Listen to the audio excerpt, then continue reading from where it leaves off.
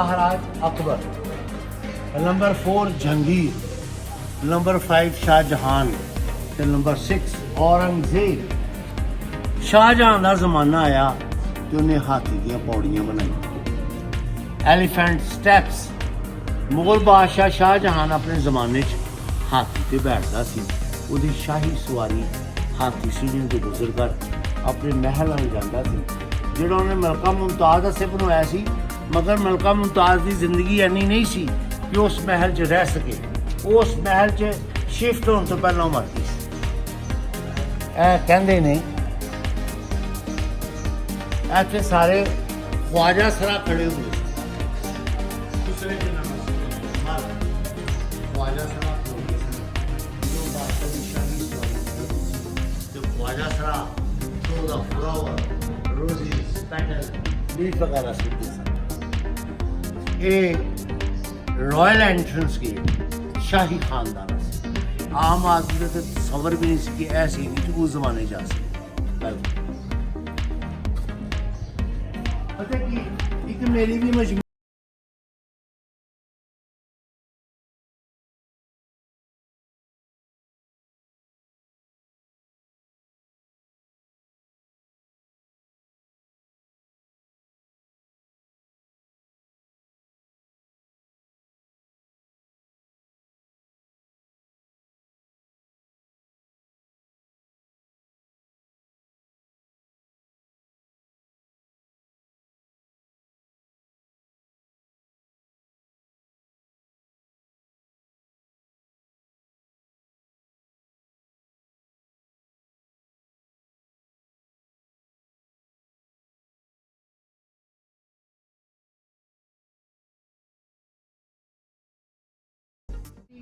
इमारत के कोल खड़िया किया है। इस इमारत का नाम है अठदरा कोट।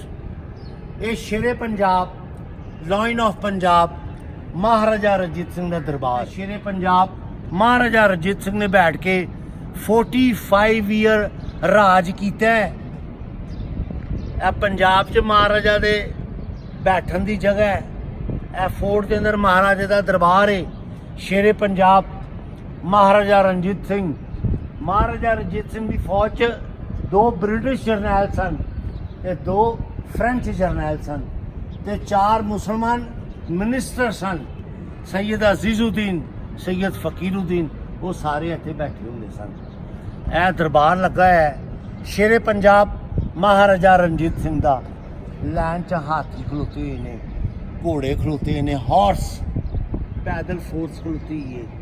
ਇੱਥੇ ਕਮਨ ਨੌਨ ਨਿਹਾਲ ਸਿੰਘ ਖੇਡਦਾ ਪਿਆ ਤੇ ਮਹਾਰਾਜਾ ਨੇ 45 ਸਾਲ ਰਾਜ ਕੀਤਾ ਪੰਜਾਬ 'ਚ। ਤੁਸੀਂ ਚੜ੍ਹਦੇ ਪੰਜਾਬ 'ਚੋਂ, ਮੈਂ ਲਹਿੰਦੇ ਪੰਜਾਬ ਦਾ। ਇੱਕ ਬੰਦੇ ਨੂੰ ਵੀ ਸ਼ੇਰੇ ਪੰਜਾਬ ਮਹਾਰਾਜਾ ਰਣਜੀਤ ਸਿੰਘ ਨੇ ਸਜ਼ਾ ਨਹੀਂ ਦਿੱਤੀ। ਮਹਾਰਾਜਾ ਰਣਜੀਤ ਸਿੰਘ ਦਾ ਸ਼ੇਰੇ ਪੰਜਾਬ महाराजा रणजीत सिंह का जमाना एडा सोहना सी ते एडा चंगा सी कि उन्होंने 45 वारे इत्थे बैठ के राज किया, तख्त ते बैठे ते एक बंदे नूं भी सजा नहीं दी, किसी नूं हैंग करन दे ऑर्डर नहीं किए। वो बड़े रहम दिल सन, वो बड़े शफकत वाले सन। शेरे पंजाब महाराजा रणजीत सिंह इतों 2 घंटे का ड्राइव है जितों दे रहंदे सन।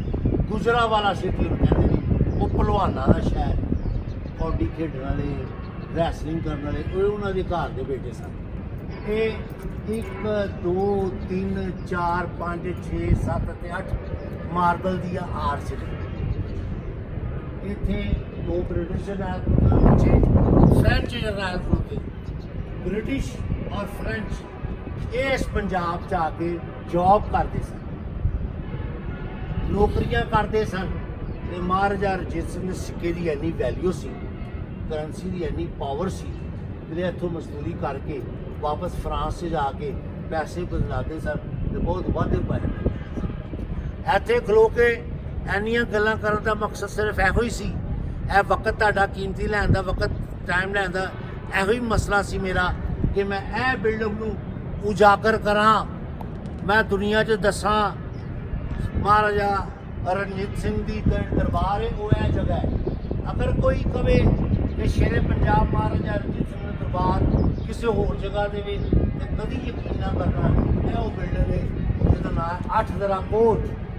ਇੱਥੇ ਖਲੋ ਕੇ ਮੈਂ ਜਿੰਨਾ ਵੀ ਤੁਹਾਡੇ ਕੋਲ ਟਾਈਮ ਲਵਾਂ ਘਾਟੇ ਜਿੰਨੀਆਂ ਵੀ ਗੱਲਾਂ ਕਰਾਂ ਥੋੜ੍ਹੀਆਂ ਨੇ, ਮਗਰ ਮੇਰੀ ਮਨਸ਼ਾ ਸੀ, ਮੇਰੀ ਖੁਆਇਸ਼ ਸੀ ਕਿ ਤੁਸੀਂ ਮਹਾਰਾਜਾ ਰਣਜੀਤ ਸਿੰਘ ਦਾ ਆਪਣੀਆਂ ਅੱਖਾਂ ਦੇ ਨਾਲ ਉਹ ਬਿਲਡਿੰਗ ਦੇਖ ਲਓ ਜਿੱਥੇ ਉਹਨਾਂ ਨੇ ਦਰਬਾਰ ਲਾਇਆ। ਹੁਣ ਅਸੀਂ 8 ਦਰਾ ਕੋਟ ਦੇਖਣ ਤੋਂ ਬਾਅਦ ਪਰਾਂ ਜਾ ਕੇ ਬਾਦਸ਼ਾਹ ਸ਼ਾਹਜਹਾਂ ਦਾ ਮਹਿਲ ਦੇਖਾਂਗੇ, ਉੱਥੇ ਹਲਕਾ ਜਿਹਾ ਦੇਖ ਕੇ ਤੇ ਅਸੀਂ ਸ਼ੇਰੇ ਪੰਜਾਬ ਮਹਾਰਾਜਾ ਰਣਜੀਤ ਸਿੰਘ ਜਿਹੜੀ ਬੇਗਮ ਸਨ ਰਾਣੀ ਜਿੰਦਾ ਉਹਨਾਂ ਦੀ ਹਵੇਲੀ ਦੇਖਾਂਗੇ। ਬੋਲੇ ਸੋ ਨਿਹਾਲ। ਵਾਹਿਗੁਰੂ ਜੀ ਕਾ ਖਾਲਸਾ ਵਾਹਿਗੁਰੂ ਜੀ